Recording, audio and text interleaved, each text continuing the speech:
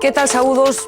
Moi boa noite, benvidos a Vía V a noite máis martes 7 de xaneiro. Francisco Rodríguez, moi boa noite. Boas noites. Exdeputado no Congreso, exdeputado no Parlamento Galego, exsecretario xeral da Unión do Pobo Galego, ideólogo do nacionalismo galego, un dos referentes do nacionalismo dos últimos anos. Imos ver un pequeno perfil de Francisco Rodríguez antes de empezar a charlar. É xa por méritos propios un dos rostros históricos do nacionalismo galego máis recente, aínda que probablemente tamén sexa un dos menos coñecidos. E é que Francisco Rodríguez gosta máis dos liderados organizativos ca dos mediáticos. Ferrolán do ano 45, Rodríguez comezou case a par a militar nas súas dúas paixóns, a crítica literaria e a política, na que entrou os 18 anos recén comezados os estudos de filoloxía románica. Compatibilizou a docencia e a investigación cunha militancia vertebrada en dous eixos, o comunismo e o nacionalismo. As mesmas dúas patas que caracterizan a UPG, o partido que liderou durante 12 anos e que constitúe o chamado núcleo duro do BNG. Precisamente Paco Rodríguez é un dos responsables de que o bloque exista como tal. Tivo un papel moi activo na Asamblea de Riazor do ano 82, na que se fundou a fronte e se unificou un nacionalismo galego ata o dentón disperso. Xosé Manuel Beiras foi outro dos protagonistas dese encontro. Dende entón, Rodríguez e máis el semellan ser dúas caras dunha moeda, vencelladas por unha relación turbulenta. Os dous comparten a honra de ter fundado o Bloque Nacionalista Galego. Os dous contribuíron ao situar como segunda forza política de Galicia e o viron entrar na Xunta como membro do goberno bipartito. Mais os dous se consideran tamén mutuamente responsables da fractura da fronte. Beiras asegura que o inmobilismo da U forzou as escisións. A UPG venos escindidos unha renuncia ao verdadeiro nacionalismo e mentre Rodríguez critica o gusto de Beiras polos medios de comunicación, o actual líder de Anova achácalle ao todavía membro do bloque unha afección a maquinar dende as sombras. Hoxe, Paco Rodríguez colócase baixo os focos en Vía V. Francisco Rodríguez manda tanto dentro do bloque? Bueno, pois eso é prácticamente imposible, ainda que se fora o meu desexo, que non é, non? E é prácticamente imposible porque non hai organización máis democrática que o Bloque Nacionalista Galego. A vista está, non? Todos os procesos asamblearios que se fixeron son de participación multitudinaria, hai candidatos distintos incluso para ser portavoces do BNG, os consellos nacionais son os que toman as decisións, dificilmente nunha organización tan plural unha persoa pode impor nada. Hai moita mitoloxía en torno a vostede, a súa figura e a UPG. Claro, hai moita mitoloxía e indica que un país como o noso, desgraciadamente, non é un país que teña unha caracterización política normal, non? Há moitas cousas que pasan en Galicia desde este punto de vista, en concreto, por exemplo, pois a miña demonización é imposible vela en países como Cataluña ou en Madrid ou en Andalucía, non? Entón, eu penso que aquí o que se fai é exacerbar pois a visión de que unha persoa é unha especie de bicho, porque o que está mal visto, no fondo, é o nacionalismo, non? O que non se quere que vaya adiante o nacionalismo. Ora, todo o mundo que tivo trato comigo no traballo, nas institucións, pois francamente ríese un pouco de todo isto. O grave é que en moitos casos para mí non é para rir, claro, porque ten unhas consecuencias, non? Quen non me coñece directamente, pois pode acreditar en cantidade de chorradas, volvo a repetir, porque non hai organización ninguna que teña sido sometida a unha transparencia de tal calibre como a do Bloque Nacionalista. Pero quen construiu ese mito? Vostede utilizou unha expresión parecida maléfico en torno a Francisco Rodríguez, porque xente que está fora do Bloque nestes momentos, bueno, pois abondan tamén nese perfil. No, bueno, vamos a ver, eu penso que outra cousa é querer sustituir o debate político por unha irracionalidade. Eu non creo nos mitos, non? Creo nas realidades sociais, nas realidades políticas e nos conflitos políticos e sociais, non? Entón, si se pode chamar unha fractura ao do BNG, que é unha fractura relativa, porque o BNG maioritariamente quedou intacto, aí está a vista, foi unha minoría que optou por irse, unha minoría que lóxicamente ten importancia porque non deixa de ser un golpe moral, sobre todo, e un golpe para o desánimo, non? E iso nunca a unha organización política lle convén. Pero o trasfondo deso é un trasfondo totalmente político. Hai xente que, acertado ou desacertadamente, cree que Galiza non ten capacidade por si sola para facer política. Entón, decidiu tomar unha posición. O grave non é que se tome esa posición, o grave é que se tome esa posición deteriorando previamente a organización política na que se milita durante X tempo, cando se tiña ese objetivo político ao final. o grave é que haxa xente que pense que, bueno, que en Galicia tanto ten que haxa un nacionalismo forte ou que non o haxa. Nós non podemos compartir eso, nos chamamos Bloque Nacionalista Galego. E entón, cando hai un debate de ideas e ese debate non se produce abertamente, a pesar de todas as posibilidades que existen, e, sin embargo, despois, na práctica se ten un determinado tipo de conduta, aí é onde está o problema, non? Quen é Paco Rodríguez? Como, que? Quen é Francisco Rodríguez? Quen é Paco Rodríguez? Un galego con un aprecio grande pola propia tradición política, cultural e histórica do país e que considero que temos máis capacidade e debíamos de ter máis vontade política de exercer esa capacidade, non? E que despois a mí me abocado a política porque as circunstancias do país non son unhas circunstancias normais, non? Se foron as circunstancias normais, seguramente a mellor eu non me dedicaba á política, non? Pois estaría dedicado, pois, non sei, se á historia ou á crítica literaria ou simplemente, pois, a algún tipo de actividade artística ou a nada, non sei. O certo é que leva dedicados á política moitísimos anos, hai determinadas datas, importantes na trayectoria política de Paco Rodríguez, ese vencellamento inicial a UPG, e outra data da que falábamos, víamos unha imaxe daqueles anos que imos repetir, unha fotografía do ano 1982, aquel ano celebrábase a famosa Asamblea Constituinte do Bloque Nacionalista Galego en Riazor, na Coruña, e estamos vendo esa foto, estamos vendo a Paco Rodríguez, bueno, pois entre outras persoas con Xosé Manuel Beiras. Que lembra daqueles días e das ilusións que estaban depositadas entonces naquel proxecto que finalmente foi o Bloque? Ben, eu quero dicer que nese momento, cando se fundou o BNG, foi nunhas circunstancias durísimas, dificilísimas.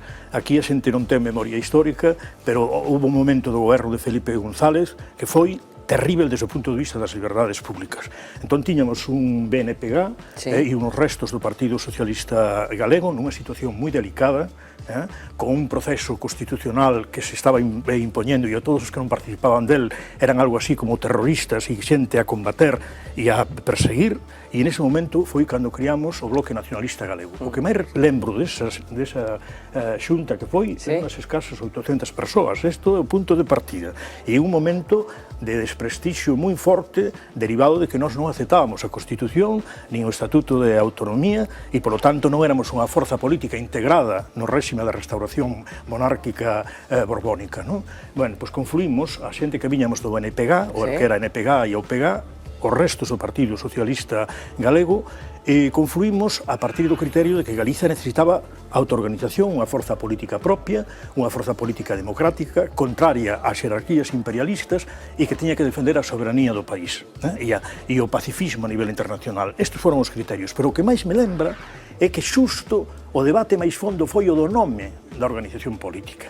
E eu lembrome perfectamente que dixen é moi importante que se manteña a palabra bloque por a tradición, porque tiña, vamos a ver, a pesar do agredido que estaba e o malviso que podía estar en determinado tipo de sectores sociais, en outros, a xente tiña claro que quen defendía aos labregos, aos mariñeiros, era o Bloque Nacional Popular Galego, ainda que non o votase, os da Estreliña Vermella, non?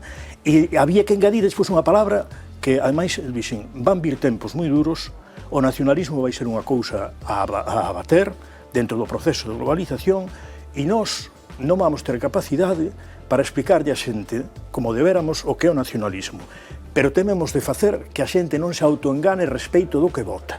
E, polo tanto, se ve a palabra nacionalista, sempre estaremos con un grau, primeiro, de clareza, segundo, de confianza na xente, e terceiro, de que a xente asuma que iso é normal. Pero ese foi o debate máis duro, máis profundo, e coido que, co paso do tempo, non foi errado. Aí está, digamos, o talón de Aquile do país. Acumulou algunha frustración do que se plantexaba naquela época, algún desengano con respecto a xente que participaba naquel proxecto?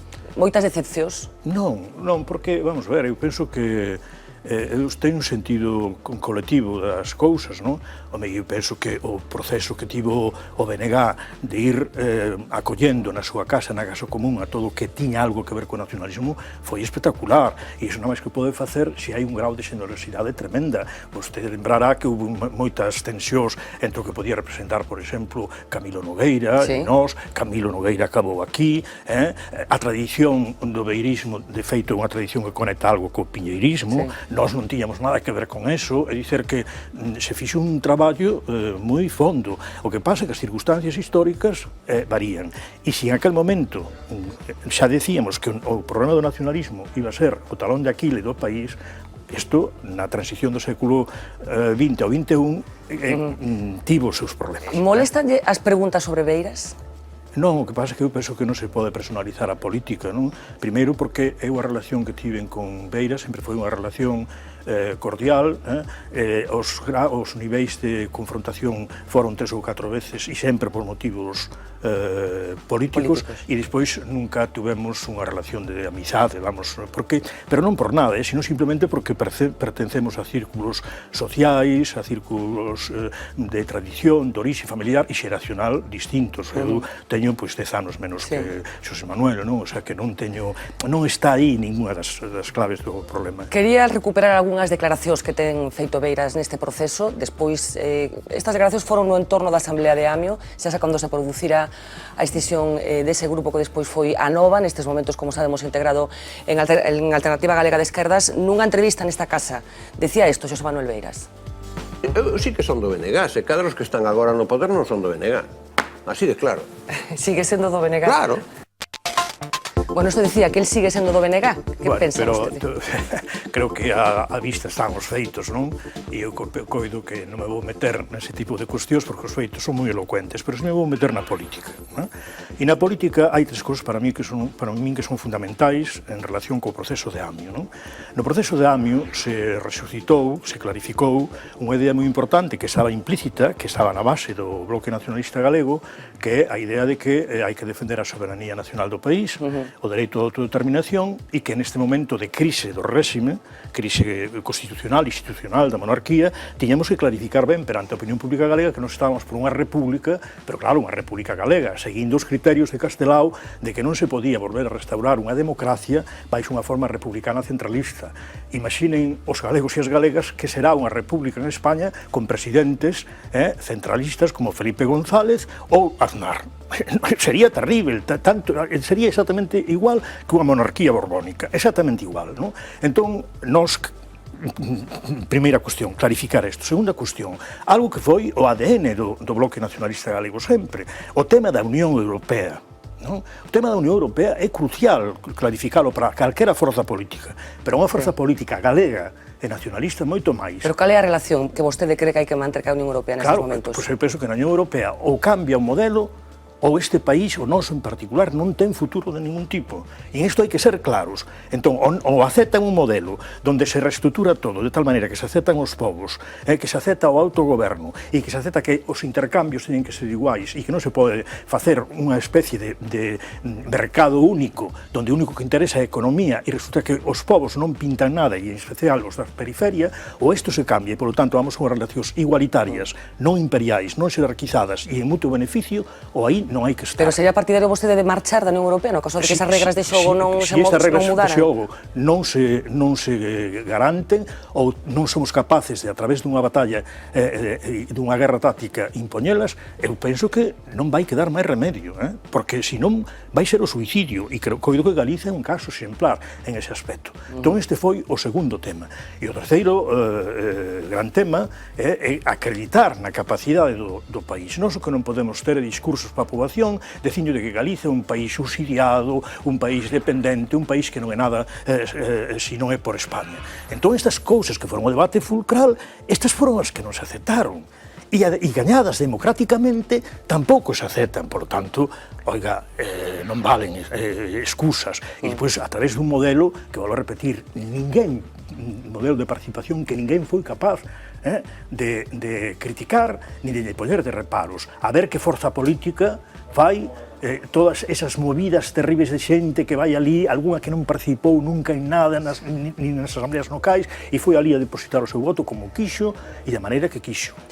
E, bueno, eu penso que os resultados á vista están, non? E tamén van clarificando e poñendo a cada quen no seu sitio. E por que neste proceso, esta mensaxe que está transmitindo Paco Rodríguez, que moitas está no ADN do que o Bloque Nacionalista Galego, e que parte falábamos de Amio, pero podíamos falar tamén prácticamente de Riazor, xa, do inicio, algunhas cousas que están xa dende o principio. Que pasou? Que problemas de comunicación cos galegos ten o Bloque Nacionalista Galego para que nestes momentos, despois de todos eses anos, sexa a cuarta forza parlamentaria e despois de ter pasado por momentos nos que chegou a ser a segunda e por momentos nos que tivo a corresponsabilidade de gobernar este país. En que está fallando a comunicación do Bloque cos galegos? Eu penso que hai tres factores que, digamos, son externos e outros tres que son internos, non? Vamos a ver, os externos, coido que todo o mundo entende, e vostede seguramente tamén, que a Galiza dos anos 90 era unha Galiza que tiña un afán, podía votar o que quixera, pero tiña un afán por imitar, para ser mellor, non por imitar, sino para ser mellor, para conseguir o que outros eran aos vascos e aos cataláns, evidente. De feito, o empuxe para que o BNG chegase ao Congreso dos Diputados foi ese. Casi no ano 93 xa o conseguimos. Sí. Bueno, pois esa idea, hoxe, está barrida da sociedade galega. Por qué? Porque a base de que o marco autonómico fora tan negativo para o país, a que non avanzásemos nada económicamente, a idea inoculada continuamente a través de moi poderosos medios, desde os medios de comunicación, os educativos, hasta a vida política hexemónica, de que Galiza é dependente de España, e ainda hoxe, no xornal de maior tirada de Galicia desta casa, viña un gran titular dicindo que realmente non seríamos ninguén se non fora polas pensións do Estado español. Houve despois tamén o problema da globalización, que no caso galego forzou moito a unha visión, na medida en que nos vamos debilitando económicamente, a unha visión de que non temos saída, senón é arrastrados por outros. A globalización aquí sempre é españolización, non? Sí. Entón, eses dous factores influíron moitísimo. E depois houve dous, que son tamén, ou tres, que influíron o grave non saber ponderar até onde, non? E iso xa é subjetivo e interpretable, non? E son, primeiro, que nós o tempo de vacas, digamos, non fracas, non frouxas, do punto de vista electoral, non os aproveitamos ben desde o punto de vista orgánico. E mesmo, e coido que aí hai unha responsabilidade colectiva, se tendeu moito a pensar que dentro do marco autonómico era posible facer mudanzas e que había que chegar a gobernar. Bueno, chegouse ao goberno, se tivo unha experiencia de goberno que tivo cousas moi boas, pero houve cousas que defraudaron a certos sectores. A sociedade galega non atura o mesmo as defraudacións de unhas forzas políticas que de outras. Isto é unha evidencia para ben ou para mal. Fala dentro do marco autonómico. Claro. Fora do marco autonómico, cale? O sea, hai que saírse do marco autonómico. Que neste momento é por propia subsistencia. Vamos a ver, cando os cataláns se abocan ao tema independentista, non é porque unha forza política que leva 30 anos pactando con España de súpeto e entrase a loucura. É porque saben que con este marco serán barridos electoralmente porque é ingobernável Cataluña. Bueno, ninguén pode creer, eu creo que Galicia ten tanto máis capacidade que Cataluña, pero non creo que a situación desde o punto de vista do sistema de financiamento autonómico ou desde o punto de vista da realidade económica e social sexa mellor en Galiza que en Cataluña. Bueno, como é posible, entón, que Cataluña non sexa gobernável desde o punto de vista económico ou autonómico e Galiza sí? Non, Galiza tampouco. O que pasa é que aquí temos unha clase dirixente, uns gobernantes que predican que estamos no mellor dos mundos posibles e mentras a realidade vaise desfacendo, roubanos o sistema financiero, acaban co sistema, con todos os sectores productivos, agrédese de maneira radical e profunda a nosa lingua e a nosa cultura, e aquí o discurso cale máis España e máis Europa. Claro, eso conduce ao suicidio. O outro conduce a unha cousa que ten interrogantes, pero non conduce ao suicidio, conduce a que ti tes vontade política de ser algo. Bueno, nós estamos por esta outra versión, de que nós temos capacidade, temos responsabilidade, e, polo tanto, temos que tirar por isto para diante, sabendo que é posible valernos por nós. Bueno, entón, esta cuestión é o que, digamos, o encrucillado de todas elas é o que explica un pouco o que acaba de acontecer.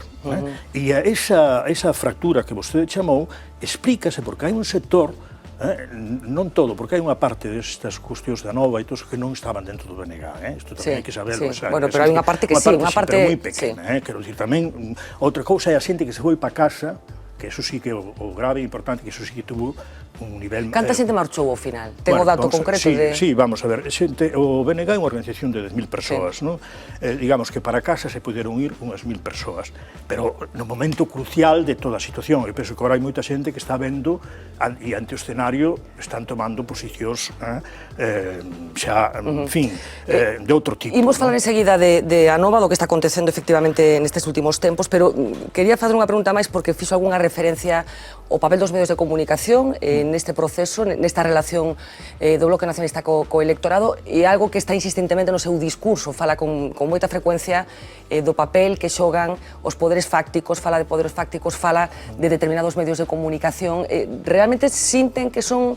Sí, pero vamos a ver, pero non é tanto desde o punto de vista de a referencialidade ao BNG, porque eso sería o de menos. E digo yo de verdade con sinceridade. Non? Eu coido que o problema galego é que non somente os medios, estou falando tamén das clases dirixentes, das grandes empresas, teñen unha atitude con Galiza tremendamente equívoca, non? E a atitude é, Galiza, todos somos moi galegos, pero nunca pode pasar eso do sentimento, non pode ir a opción política. Para a opción política claro, sempre hai que ser... Pero non hai un fracaso por parte do Bloque, que non foi quen de rachar eso. Vamos a ver, o que acontece é que hai unha clase dirixente que non quere saber nada deste país. Me refiro ás que está transnacionalizada. É dicir, eu, con todos os respetos, non acredito para nada en que a solución de Galicia poda vir de Zara, como non podía vir de Pescanova, a vista está, non? E claro, primeiro, é unha clase dirixente pequena e que non exerce como tal clase dirixente galega. E despois, as clases medias, as clases, digamos, da mediana e pequena burguesía, que é onde estarían os medios de comunicación, creo que teñen unha atitude equívoca que somos moi gallegos, pero a hora da verdade non se quere ningún marco político distinto a aquel que nos teñen inseridos en España, tal como mandan desde Madrid.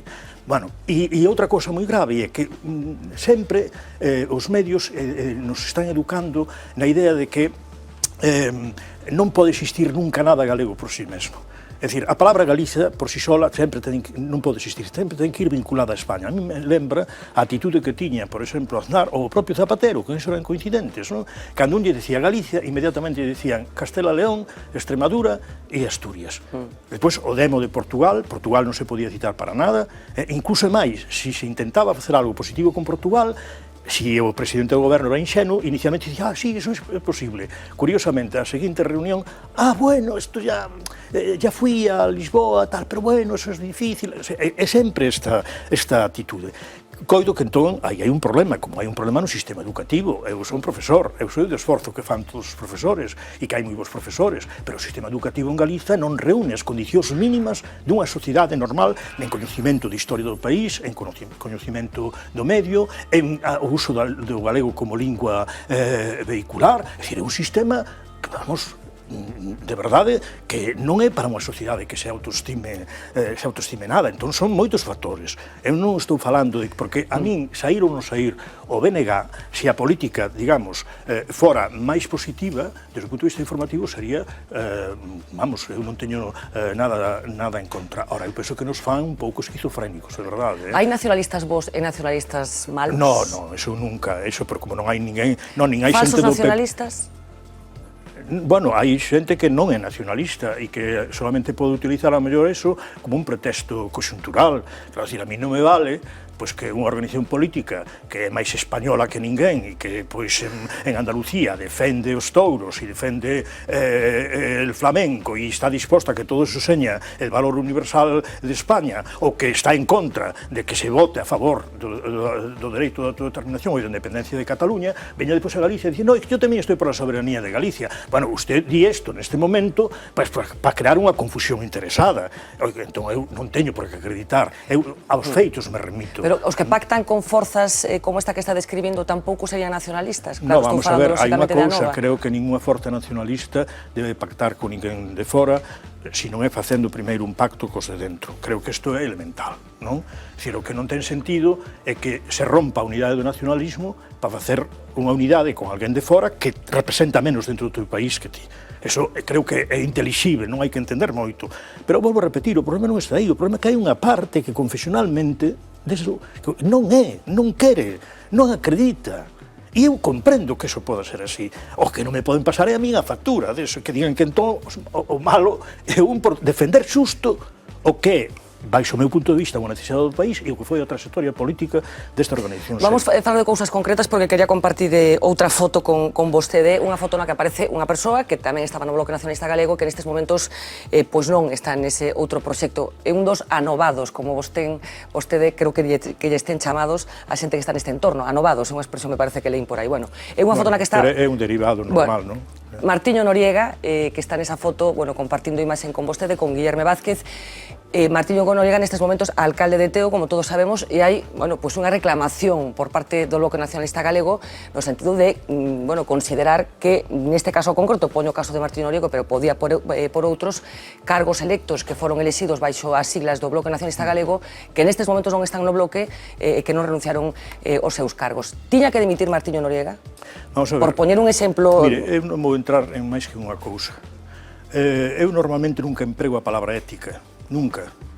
Pero non porque eu non sexa ético ou non intente selo, senón porque dá a impresión de que moitas veces os que máis presumen de ética son os que menos a teñen. Entón, eu que non podo facer é, estando nunha forza política, decir que as actas son da forza política, como pasou últimamente con todo o conflito no Parlamento galego, non? E, no embargantes, ter o pasado que se ten. Creo que hai que ter unha coherencia, non é? Entón, se vale unha cousa para unha situación A, ten que valer para unha situación B. Porque senón non hai, como di outro, corolario, non hai consecuencia lógica. Entón, se de enriba un se parapeta no ética continuamente, coido que é moi triste, non? Igual que non se pode parapetar un continuamente en que hai que facer unha nova clase de política, non? Unha política nova, unha política de formas diferentes e despois caer no peor da política tradicional. Pero ainda todo eso, volvo a repetir, son pecados humanos e eu non teño máis que sinalalos na medida en que se proxectaron contra nós. Pero a mí non me parece o máis grave, o máis grave me parece que se debilite a forza do nacionalismo cando tanta falta facía neste momento, xusto pola gravedade da situación, que o nacionalismo fose máis forte en Galiza. E eu se lle volvo a repetir, a min como se foran 20 persoas, me parece sempre un penoso, porque sempre, sobre todo, debilita ou desmoraliza as posicións que están máis débiles no conxunto da política no Estado español. Que compraron os galegos do discurso da Alternativa Galega de Esquerdas para que teña a representación parlamentar que ten nestes momentos por encima do bloque? Bueno, vamos a ver, eu penso que eu non faría nunca unha mitificación, unha sacralización dos resultados electorais, e moito máis... Pero é o que temos, non? Sí, bueno, pero non xudgar a política por iso, porque senón vamos levar moitos disgustos, moitos desenganos e moitas frustracións. Pero ao final o Parlamento que representa a vontade do povo, non? Sí, pero eso estou de acordo, pero representa durante 4 anos, eso debemos de sabelo todos. Teñamos 8 diputados, teñamos 20, teñamos 40, teñamos 50. Creo que eso é unha elección que é o primeiro que hai que aprender en política. Segundo, que un voto é un acto puntual que é unha entrega en función de que se cumplan os criterios ou non, en ser ou non defraudado. E, polo tanto, hai que intentar non defraudar a quen te vota. Desgraciadamente, nestes momentos onde a sociedade é tan frágil de conciencia e tan frágil incluso de ideoloxía, é facilísimo defraudar ainda facendo o ben, ou intentando facelo ben. Entón, bueno, para min o que se produciu foi un fenómeno, unha alianza de varias cousas, presentar unha alternativa política como se fora algo formalmente novo, xa é decir, non? Porque, francamente, unha forza política como Esquerda Unida, pois pouco novo ten que dicir. Desde logo, eu non votei a Constitución Española, Os señores de Esquerda Unida, sí. Eu non votei, polo tanto, a monarquía. Os señores de Esquerda Unida, sí. Eu non votei o Estatuto da Autonomía. Os señores de Esquerda Unida, sí. Entón, quero dicir, eso novo é pouco. E se vai a ver a práctica política onde existen, bueno, pois...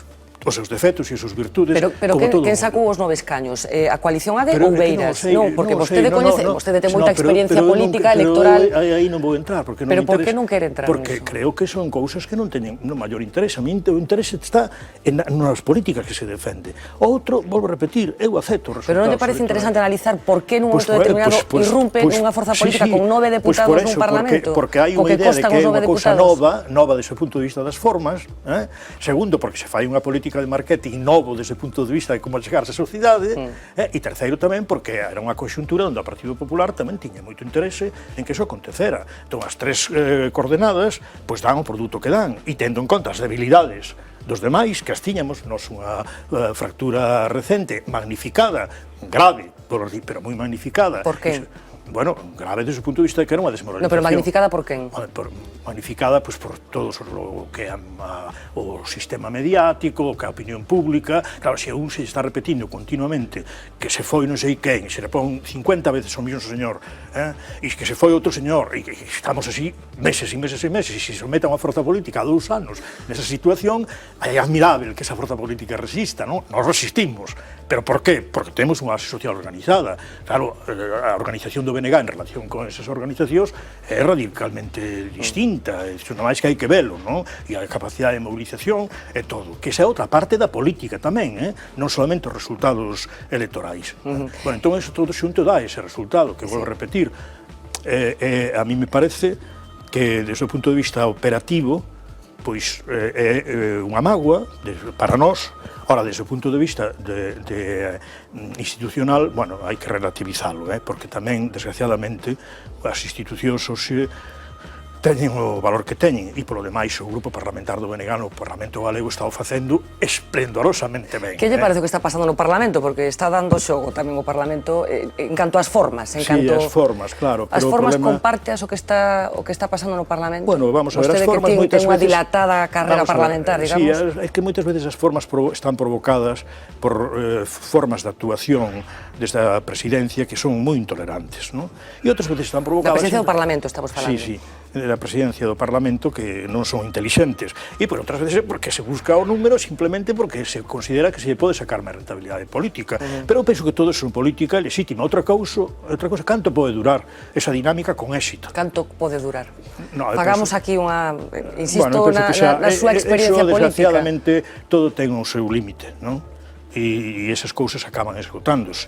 Agora, eso non quere dizer que as institucións non necesiten, desde logo, outro tipo de regulamentos, e o Parlamento Galego en especial. Coido que fai falla, primeiro, máis capacidade para deixar de bater, que cada un se autorretrate no que é, e que a xente vexa. E nada máis. Eu creo que isto é o mellor. E depois o grave do Parlamento Galego, que claro, as competencias do noso marco autonómico son nulas, entón aí se pode aprobar o que xa non se aproba, pero daría igual que se aprobase o que se aprobase, que non iba a ningún sitio. Entre os temas máis graves de Galiza, e ningún ten nada que pintar o goberno galego. O grave, que aparenta como que sí, que isto é gravísimo, non? É gravísimo. E ainda enriba, cando debía de pedir máis capacidade e máis competencia, non, di que xa estamos, uns que xa somos o máximo non? Por que os galegos votan o Partido Popular dunha forma tan contundente, se non me fallan os meus datos, é a única nacionalidade histórica, como se ten chamado, no que nunca gañou, nunca foi a forza máis votada unha forza nacionalista? Por que gañou sistemáticamente en prácticamente todas as convocatorias electorais o Partido Popular? Bueno, vamos ver, eu primeiro penso que hai que facer unha clarificación respecto deste problema. Gañou, pero gañou sempre, incluso nos momentos de Fraga, moitas veces con 45 ou 46% dos votos emitidos. Entón, o 45 ou 46% dos votos emitidos non é a maioría do corpo electoral. As reglas de xogo da lei electoral son as que son e dan os resultados que dan. Pero coido que isto hai que dicilo porque moitas veces en España, sobre todo, e aquí alguén o cree tamén, pensa que as maiores votacións para o Partido Popular están en Galiza. Nunca foi así. Están en Madrid, están en Valencia, en porcentaxe de voto e en Castela e León. Eso en primeiro lugar. En segundo lugar, isto é así porque houve unha operación moi ben feita, nos momentos en concreto por parte de Felipe González e Fraga, que foi no momento en que empezou a crise gravísima por a integración na Comunidade Europea. Felipe González e Fraga tamén, a súa maneira, sabían que este país iba a ter moitísimos problemas. E máis, no horario de máxima audiencia do telexornal de España, dixeron o que ia pasar. En Galicia, puxeron comunidade autónoma por comunidade autónoma, retroceso na pesca, destrucción dos sectores, bueno, con outras palabras menos agresivas, pero dixeron, non poden, dixeron un día. Bueno, entón, nese momento, é cando hai un pacto Fraga, Felipe González, para que Fraga volva para aquí. E coido que a idea de Fraga de identificar Galiza con os galegos como eles, galegos triunfadores en España, galegos que buscaron o pan na migración, galegos que son galegos sentimentalmente, pero que desde o punto de vista político non debemos de romper ningún, ou non tocar calquera cousa que poda facer dano a nai patria, eso foi creando un hábito e exitosamente, isto foi real, non? E coido que hai un sector da poboación que aínda hoxe vota isto. Ora, hai outro sector da poboación que, digamos, ten unha opción claramente, digamos, máis arrasadora, máis españolizadora, menos contemporizadora con esa ideoloxía. Despois, o Partido Popular é un partido moi organizado, en Galiza, ten unha base social real. Isto é evidente. Ahora, quero repetirlle, as últimas eleccións se gañan con o 45% bueno, pero isto son as reglas. Sí, claro, pero entón as reglas tamén hai que poñelas en discusión, porque senón estamos amamantando un monstro. Estamos falando do Partido Popular, saiu o nome de Fraga xa en varias ocasións nesta conversa, pero quería saber que opinión política ten do actual presidente da Xunta, do señor Feijóo. Bueno, eu penso que é moi negativa, porque é a fase donde a violencia, non? O despropósito, a agresividade contra o propio país chega a unha situación que a mí me provoca un pouco de irritación e de ira. Fraga é un señor que pensaba que Galicia había que matala con anestesia pouco a pouco, porque era o seu destino histórico final, a integración total en España, asimilada como unha provincia máis, pero había que facelo por métodos, digamos, humanitarios, non? O problema dos actuais dirixentes do Partido Popular é que isto fan xa con chulería, prepotencia e con un grau de irresponsabilidade persoal, vamos, de persoal non. Póñame algún exemplo de algunha cousa que lle irritara especialmente do que ten acontecido nos últimos tempos, ou de declaracións que lle ten escoitado. Vamos a ver, a min o que me irrita máis é o cinismo que gastaron este señor a respeito do tema lingüístico. E me irrita tamén profundamente a posición dual que manteñen de aparentar que están en contra de certas cousas cando non moven un dedo para solucionalas. Por exemplo, o tema do sector naval é, vamos, a mí parece que foi vomitivo a posición da Xunta, non?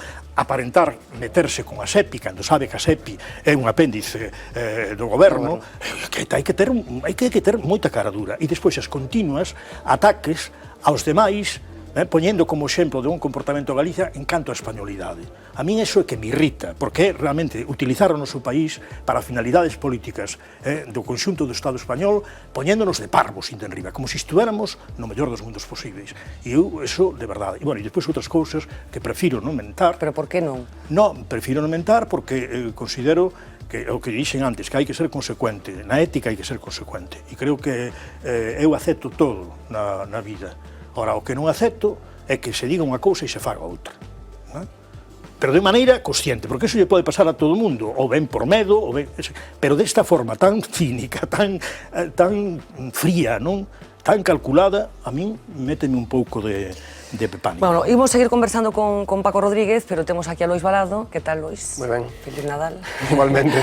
E como sempre utilizamos a Lois Balado, bueno, pues para que nos axude un pouco a destapar o perfil de convidados como vostede, a través dunha serie de preguntas e dun examen rápido que vai facer Lois Balado. Adiante que a primeira pregunta. Imos comezar xa, e antes de nada unha dúbida existencial que temos un pouco todos, que de verdade no mito de que a Francisco Rodríguez lle gustan as zarzuelas. Pero a mí gustan todas as horteradas de maneira con doses pequenas, porque eu ríome moito. Ríome moito. A min, francamente, pois ver cousas da Gran Vía, que ríome moito, pero o mismo que escoitar a la Viuda Alegre, que non é unha españolada. Entón, esas son cousas, digamos, que están moi vinculadas, primeiro, ao meu gusto pola música, e a unha formación musical moi mala que non teño, e que entón teño unha certa tendencia ao esperpento. Seguro que lle teñen recriminado. No, bueno, os que recriminé son parvos, comprenderá que ademais a zarzuela é residual. Preocúpame moito máis a influencia do flamenco na xuventude que se emprega ademais como unha arma asimilista desde o punto de vista cultural. O outro é unha Pero en cuestión... que sentido lle preocupa? Home, que se está facendo como a música representativa Oficial de España, non? E que con unha campaña que chega incluso a Radio Clásica, que non o vexe que é parvo, non? E depois eso ten unhas consecuencias, claro. Ten as consecuencias de, como vimos outro día nun telexornal, dun home emigrado en Nova York, de segunda xeración, galego, e que imitaba a Paco de Lucía, non? Dixe, bueno, pois, se realmente a sorte dos galegos no mundo vai ser esa, a mí me entristece. Bueno, que hai algún galego, fillo de algún galego ilustre que precisamente se dedica a eso, non? Sí, claro, pero o problema é cando esa imaxe de Galiza, non? E non outra. Porque se hai outras, a min eso, que existe tamén, non me preocupa, pero as outras non existen. Lois. Bueno, vostede que foi deputado no Hórreo e tamén no Congreso, onde se reparte máis? Aquí ou en Madrid? Vamos a ver, non sei como é ahora o Hórreo, ben, porque non o vivo por dentro. Vamos a ver, o Congreso dos Diputados de España pode ser acusado de moitas cousas. Ahora, é certo que ten unha dinámica non burocrática, e que se un se move ali dentro, podes participar, ainda sendo un grupo minoritario. Tens que moverte e tens que traballar moito, non? Non é burocrático, eso é positivo. Que ten de negativo? Que moitas veces é pouco serio. Como non é nada burocrático, se leva a unhas cuestións á chafullada, un poquinho, por decirlo así, non? E despois que ten tamén un control mediático moi forte entre o que pasa dentro e o que aparece para fora, pois hai unha clara diferencia. E despois hai xerarquías, un tipo de ser un diputado excelente, facelo moi ben, pero se non entras dentro do xogo deles, cero patatero. Bueno, o do Hórreo tiña un grau de burocracia administrativa moi forte. Isto pode representar no feito de que, por exemplo, hai un pleno e non están ao día seguinte as actas publicadas. Eso non é de recibo en unha institución parlamentar. Ahora, coa vía que levamos de que hai que desmantelar todo, pois son capaces de non me de aforrar, decir que non haxa nin actas, non? Pero non creo que vayamos por aí democráticamente, non? Bueno, vostede ten reiterado en diversas ocasións as súas posturas con respecto á Esquerda Unida aquí en Galicia, pero en Madrid. Que é Galicia frente á dereita? Un amigo ou un enemigo? Vamos a ver, home, que a esquerda española, perdón, a dereita española do Partido Popular, o problema é que non guardaba as formas, ni siquiera con Aznar. É dicir, Aznar era un dictador, aparte de ter un desprecio terrible por Galiza e en particular por Fraga tamén. Isto daría para falar moito, non? Entón, ali, que, vamos a ver, entre Aznar e Zapatero, tendo os dous unha coincidencia básica sobre Galiza, que non podía ser máis que o que as formas, o trato, a forma de dialogar e despois a capacidade para negociar algo era moitísimo maior no caso noso con Zapatero. E depois a Esquerda Unida, o que che vou dicer, eu vivín dúas Esquerdas Unidas, unha con Anguita, que era un peón do Partido Popular, así de claro, e do señor Aznar en particular. Cada quen pois atúa como atúa, non sei por qué, eu creo que se comprendían moi ben seguramente na súa españolidade e despois, bueno, pois xa viron que esa era unha vía problemática e tuveron outra atitude, non? Respecto de Galiza, desinterese total e en algunha ocasión votando en contra de cousas que eran importantes para nós, non? Bueno, un nacionalista galego docente de lingua e literatura española, non quedou máis remedio ou non ten que ver unha cousa con outra? No, claro, non quedou máis remedio, porque eu son profesor desde o ano 1967. Fixen unhas oposicións a profesor agregado de lingua e literatura castelán que había e de catedrático de lingua e literatura castelán que había. Pero, digolle unha cousa, nunca empreguei esa asignatura para que os alumnos e as alumnas galegas fosen máis parvos, menos galegos e máis bobalicóns e máis miméticos. Empregueina para todo o contrario, para que foran galegos conscientes. Ensineilles literatura española, que entraba dentro do currículo, lóxicamente din as clases en galego, porque me imagino que lendo os textos en español, explicalos en galego non pasa nada, cada quen falou o que lle petou, acababan todos falando galego e escribindo en galego. Non quedaron tarados, non tiveron ningún tipo de perturbación e abollou unha lingua que era moi necesario que abollara en circunstancias en que non estaba dentro do currículum e que hoxe está malamente. Entón, como profesor de lingua e literatura española, podía conseguir máis, curiosamente, como profesor de literatura galega tamén. Por qué? Porque era unha asignatura troncal e os alumnos, pois, dabanlle importancia. Entón, a través disso, pois, fun metendo cos que os alumnos tiñan que saber. Tiñan que saber. máis Lois. Francisco Rodríguez, que antes marxista ou antes nacionalista? Bueno, eu son, ante todo, galego, né? Creo que o gran problema de Galiza é ter capacidade, desenvolver as súas capacidades, ter autoestima, e, polo tanto, se vostede me pon ese tipo de dilemas, eu se digo que son primeiro galego e nacionalista. A opción galega non estaba, né? Galega e nacionalista. Nas opcións. Nacionalista, vale. Ora, a interpretación da realidade obliga a que os métodos, as formas de análise, teñan que ver co marxismo, non? Pero, volvo a repetir, eu non son un confesional dogmático de nada deso. Se me pode atribuir algunha chata, o meu patriotismo, palabra que hoxe está mal vista, pero que non ten nada que ver co patriotismo que nos de todo por la patria, dos cuartéis, ni nada deso. Ten que ver con todo o contrario, justamente. Continuamos, con que personaxe histórico departiría sobre política? Calquera, deixo de elixir calquera. Pois eu son así de caseiro, eu con Castelao e con Rosalía. Con Castelao seguro que ia estar mellor enteirado do que pensaba e do que me ia dicir. No caso rosaliano, eu penso que sería como máis, como se podía dizer, máis complexo todo e seguramente levaría máis sorpresas e seguramente tamén daríame algúns consellos e miraríame como un pouco non distanciadamente, sino como dicindo Deus meu, non? Deus meu, pero seguro que se alegraba moito dunha cousa, de que ela pasou unhas circunstancias horríveis sin ningún tipo de apoio. Nós estamos pasando unhas circunstancias horríveis, pero hai algúns instrumentos para empregar, e esa é unha diferencia importante. Bueno, xa na actualidade, con quen tomaría un café? Con Yolanda Díaz, con Rosa Díez ou con Xosé Manuel Beiras? Home, con Xosé Manuel Beiras, non? Pero vamos, tamén las tomo con Yolanda Díaz e bueno, coa que menos con Rosa Díaz, pero francamente é que xa, non sei, pero vamos, tomar café con calquera persoa, non, eso non hai problema. Bueno, agora queríamos pollerlle unhas declaracións e que nos dixese que sinte Francisco Rodríguez cando escoita cousas como esta. Hagamos, por tanto, también construir juntos un futuro mucho más cierto para los trabajadores de Navantia, para toda la comarca del Ferrol, en el Ferrol.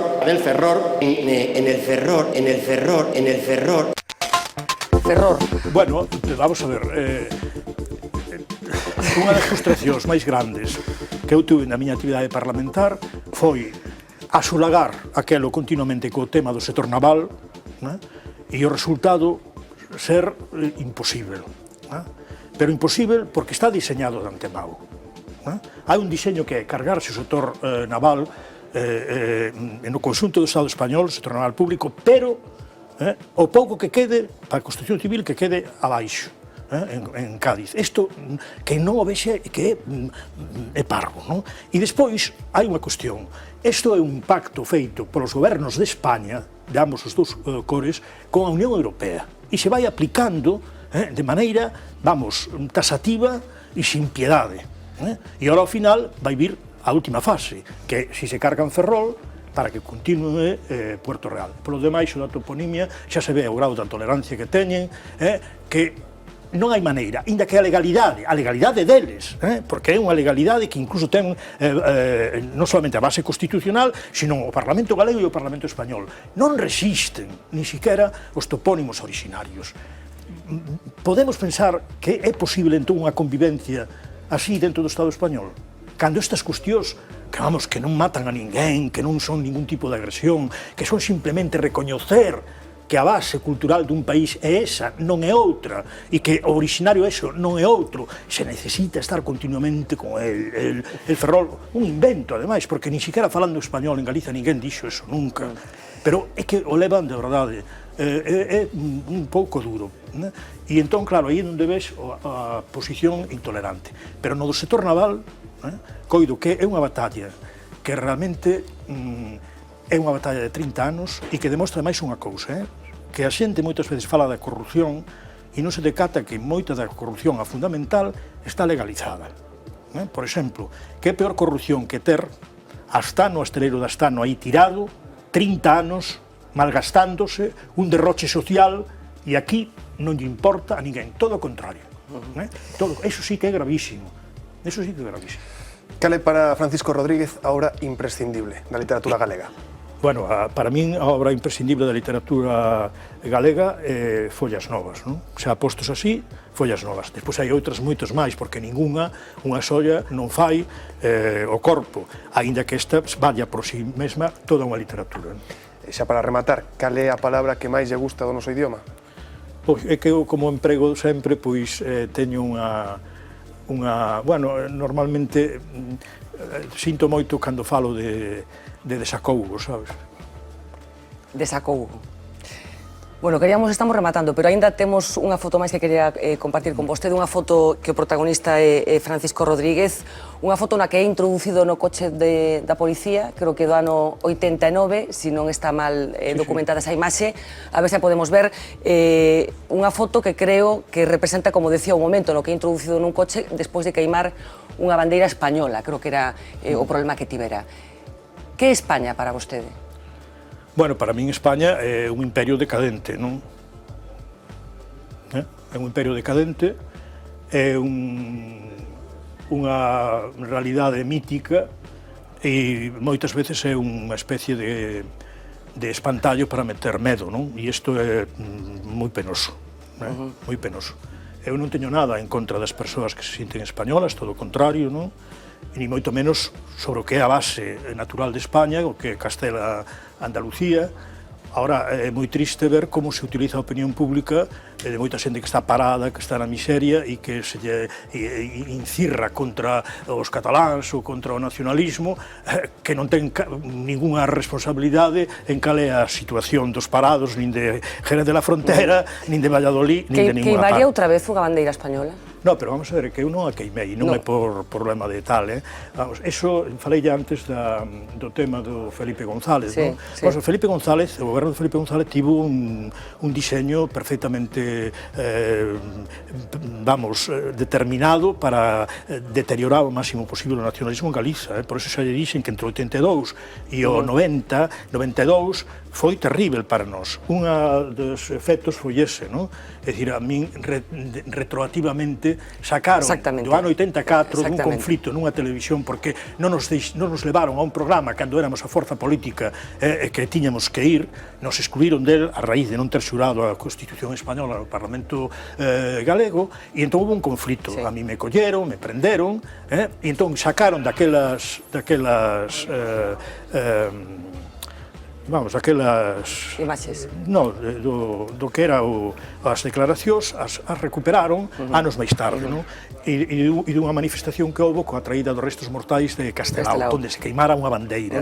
E entón, por unha declaración dun policía que dixo, supostamente, a xulgar polo movimento do corpo era este señor. Frente a 16 que dixeron o contrario, o tribunal sentenciou meterme na cadea.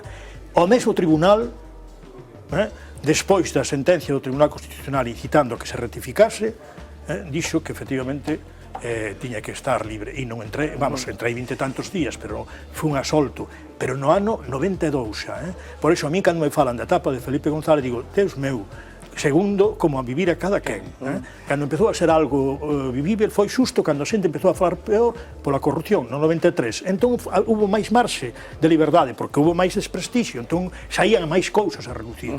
Pero eso todo entra dentro de Queríamos recuperar unha última fotografía desa curiosidade que moita xente coñece, pero que outra xente non coñece, que lle preguntaba Lois Balado por as súas afeccións musicais. Hai unha foto, efectivamente, no Arquivo da Voz de Galicia, procedente dunha deliciosa entrevista que lle fixo no seu momento Nacho Mirás, unha aperta para Nacho Mirás, na que aparece cun disco de Luis Mariano, un disco da súa discoteca que non sei se está entre os seus autores preferidos, Luis Mariano. Claro, bueno, que eu vi películas de Luis Mariano de pequeno, que non. Vi unha que era Luis Mariano e Carmen Sevilla, Violetas Imperiales, non? Outra era El Cantor de México. E depois na casa de miña avoa había un tocadiscos, unha gramola daquelas, que xa eran moi avanzados para o momento, tiña unha tenda, e entón estaba Gloria Lasso e Luis Mariano en eso de con el amor non se juega, hai canastos que es peor. Claro, eu de pequeniño escoitando esas cousas, a mí me quedou unha... A parte que cantaban moi ben, eso é evidente. Bueno, está ben. Imos rematar, xa, pero dicía, hoxe hai noticia relacionada ca Casa Real, esa nova imputación da infanta, vostede tendo en conta, bueno, pues ese escano que tiña no Congreso dos Deputados, tivo ocasión de ter un trato máis próximo que outros co jefe do Estado. Como é o rei Juan Carlos nas distancias cortas? Bueno, eu prefiro non falar desas cousas porque creo que non sería moi correcto, non? O que digo é que a institución monárquica é unha institución obsoleta, pero non agora, era o 1977, e a progresía considerou que a continuidade co franquismo viña moi ben representada pola restauración borbónica, non? Era o acubillo de todo o peor do franquismo e de toda a peor tradición de España, non? O resultado, pois, á vista está. Eu coido que por esta vía vai ser imposible manter este réxime político e eu, que son republicano, pero republicano galego, volvo a repetir, quero que haxa unha república, pero unha república que se fundamente na existencia de nacións distintas e, polo tanto, si pode haber convivencia a partir desa idea, de que nos respetamos como iguais en mutuo beneficio e en convivencia de todos, senón a independencia. Francisco Rodríguez, moitísimas grazas, un placer por esta conversa que hoxe mantivemos aquí neste primeiro programa do ano, que vaya todo moi ben. Pois gracias a vos. Gracias pola compañía.